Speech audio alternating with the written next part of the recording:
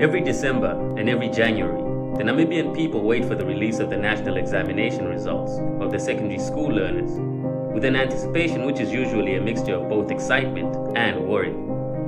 From parents who would like nothing more than seeing their children excel academically, learners who would like to see their efforts rewarded, and spectators interested in the state of Namibian education. No matter what side of the table you're seated on, you're always interested. The people with a direct interest, such as the learners who've written the exams and their parents, usually look solely for those particular results and are either overjoyed at them or disappointed by them. But a more worrisome picture begins to emerge when you look at patterns within the overall performance of Namibian learners in recent years.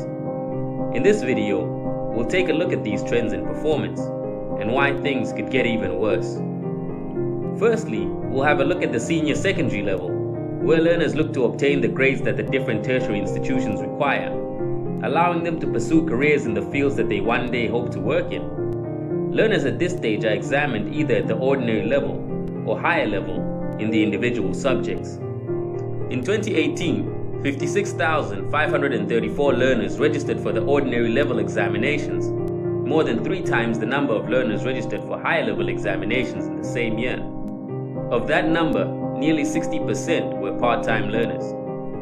Although we acknowledge that a tertiary education is not the only way to get into professional life, a good indicator of the performance of an education system is how many learners have the option. English is widely considered to be the biggest obstacle faced by Namibian learners looking to get into university, but surprisingly, there have been some noticeable improvements in performance. The percentage of ordinary level candidates obtaining an E symbol or higher, which gets learners into some, but not all Namibian universities, has improved slightly by 3.3% to a total of 54.6% in the last 3 years. However, this is somewhat negated by the fact that, over that same period, the most common grade obtained was an F.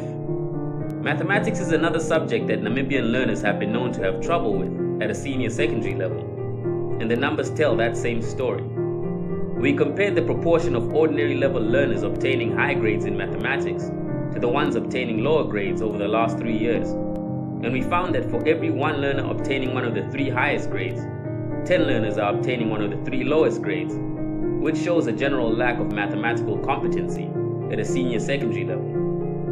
If global trends are anything to go by, skills in mathematics and science-related fields are set to explode in value, as new technologies and industries create new professions and job opportunities, making this underperformance especially worrying for Namibia's future. The results at a grade 10 level do little to lift the mood, with the pass rate for full-time students sitting merely at 53.3% in 2018, down 2% from 2017. These numbers are worrisome on their own, but when considered alongside the fact that the Ministry of Education, Arts and Culture was allocated roughly 46 billion over the last 4 years, the largest out of any of the ministries, they become that much more concerning. One thing is clear, there's a lot of room for improvement in Namibia's secondary schooling system, and with government currently in the process of implementing a new curriculum that will completely restructure Namibia's secondary schooling system, we can only hope things will get better from here. However, if this transition is mishandled, and the teachers and learners at the grassroots level are left inadequately prepared for the new system, an already struggling education system becomes a disastrous one. Therefore, it is imperative that all parties with direct or indirect interests in the education system, including government, private sector companies and organizations, parents and learners, work to prevent this from being the case. Foster digital education. Learn, connect, grow.